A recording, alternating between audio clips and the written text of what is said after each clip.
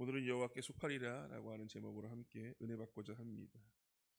구약 성경에서 가장 짧은 책으로 기록되고 있는 오바댜서는 바벨론의 남유다 정복과 약탈에 동참한 에돔 등의 이방 나라 멸망, 그리고 예언과 여호와의 징계, 또한 멸망했던 선민 이스라엘 백성들의 회복을 말하고 있는 예언서입니다.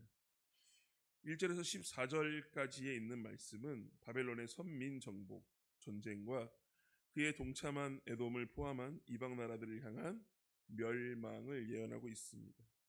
후반부는 에돔과 이방 멸망과 선민의 회복과 여호와의 나라가 수립된다라고 하는 회복의 선포가 이루어지고 있습니다.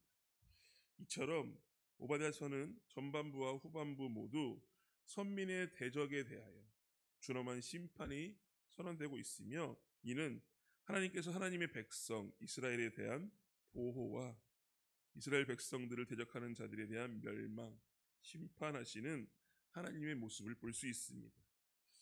이 세상 마지막 날 그리스도 예수께서 다시 이 땅에 오심으로 말미암아 회복과 심판이 완성될 것이라는 것을 오늘 말씀에서 보여주고 있습니다. 3절에 보면 이러한 말씀이 있습니다. 너희의 마음의 교만이 너희를 속였도다 라는 말씀이 있습니다. 교만이라고 하는 단어를 국어사전의 의미로 보면 잘난 체하고 뽐내고 건방진 태도를 보이는 사람들을 교만하다라고 말하고 있습니다. 그런데 성경에서 말하는 교만은 어떤 것입니까?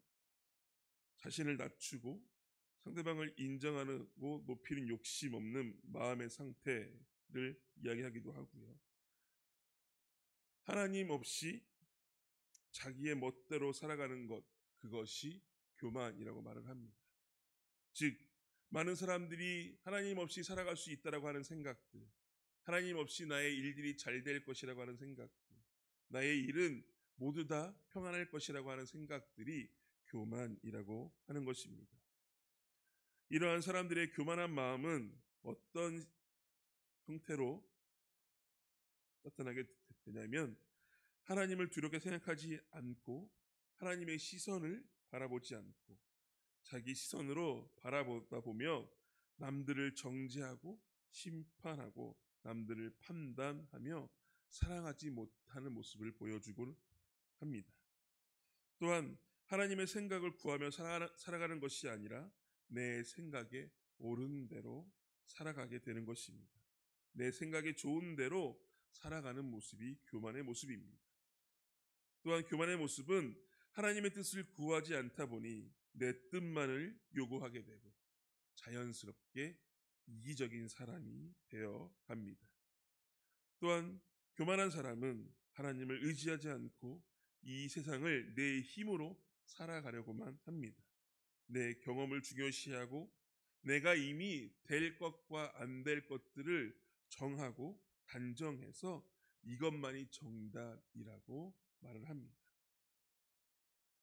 이러한 사람들은 결국 교만한 마음으로 하나님의 백성들의 삶이 아니라 세상의 사람들이 중요하다고 하는 것들을 더 중요하게 생각하게 됩니다.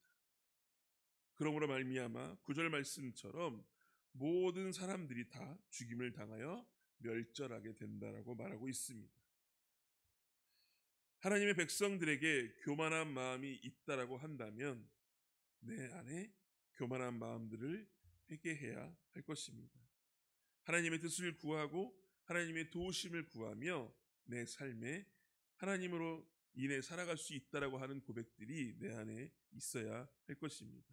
그리고 우리의 인생의 정답은 오직 한 분 하나님뿐이라고 하는 고백이 나의 삶 가운데 계속해서 이루어져야 될 것입니다. 이런 고백이 계속되어지는 우리 만수교회 성도님들이 되시기를 주님의 이름으로 축복합니다. 그러므로 우리가 해야 하는 일은 무엇입니까? 최후의 심판의 날이 곧 올 것이라고 하는 것을 기억해야 합니다. 그리고 이를 준비하는 삶을 살아가야 합니다. 15절에 보면 이런 말씀이 있습니다. 여호와께서 만국의 벌할 날이 가까웠나니 라고 말씀하고 있습니다.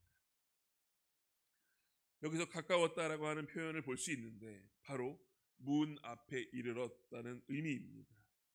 완전한 패배로 슬픔에 빠진 이스라엘 백성들에게 주시는 회복의 말씀으로 수치와 모욕, 고통과 슬픔을 준 나라들을 하나님께서 대신 심판해 주시겠다고 하는 말을 담고 있습니다.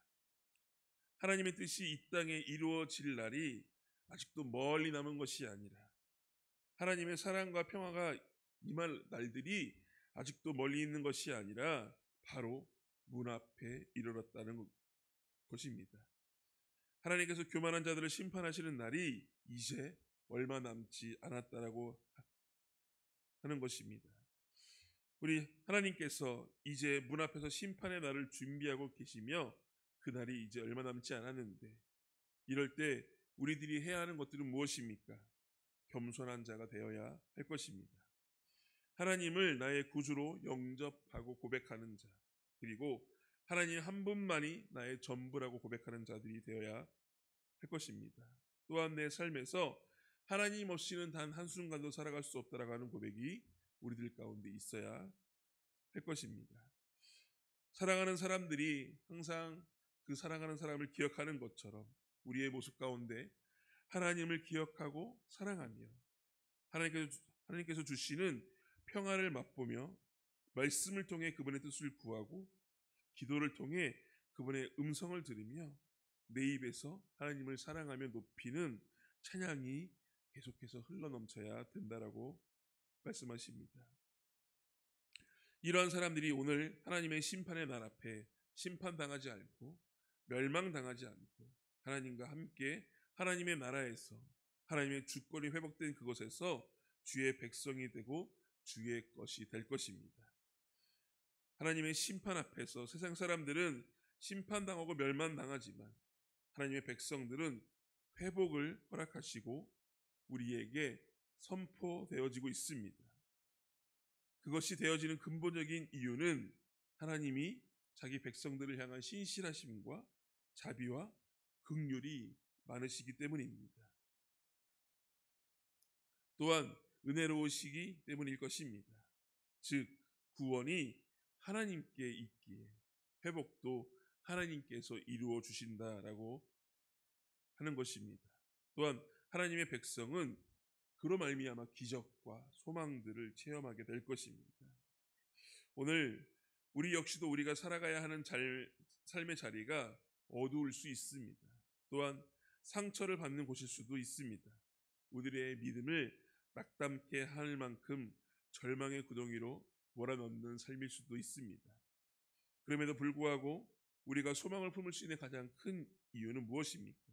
바로 하나님이 나와 함께 하시고 나를 모든 절망과 어려움 속에서 너무나 큰 문제 앞에서도 하나님께서는 이 모든 것들을 해결하시며 나를 구원해 주실 분이심을 우리가 믿기 때문입니다.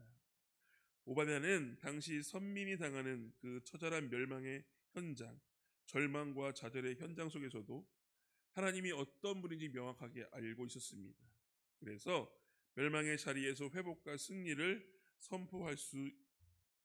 선포하였던 것입니다. 우리들의 삶도 오늘 오베다의 모습처럼 오늘 나의 삶의 모습이 절망 속에 슬픔과 좌절 속에 있는 것이 아니라 하나님의 백성이 누릴 것을 하나님의 백성으로서 회복과 승리 또한 소망이 고백되고 확신되는 우리들의 삶이 되기를 주님의 이름으로 축복합니다. 기도하겠습니다. 하나님, 오베다의 말씀을 통하여서 하나님의 나라가 회복되고 선포되고 또한 하나님의 심판의 날에 하나님의 백성들은 그 심판에 포함되지 않고 주님의 은혜 가운데 있음을 고백하게 하시고 알게 하심을 감사합니다.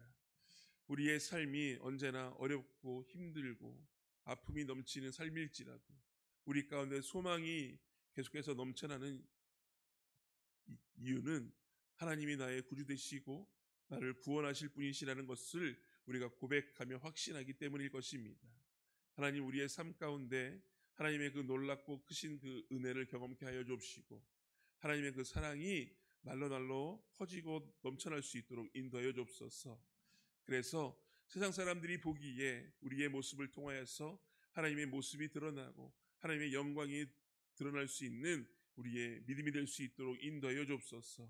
또한 우리의 삶이 하나님의 모습을 닮아가서 주위의 어려운 사람들에게 다가가고 하나님의 사랑을 나누는 귀한 일들을 감당할 수 있도록 우리들의 삶을 주님 지키시고 보호하여 주옵소서. 모든 삶들이 하나님의 말씀과 뜻대로 될 수 있기를 소망하는 우리들의 삶이 되도록 인도하여 주시며 우리의 삶이 하나님의 말씀대로 또한 하나님의 선포하심대로 하나님의 그 은혜 가운데 속한 자들 될 수 있도록 인도하여 주옵소서. 우리를 사랑하시는 예수님의 이름으로 기도합니다. 아멘.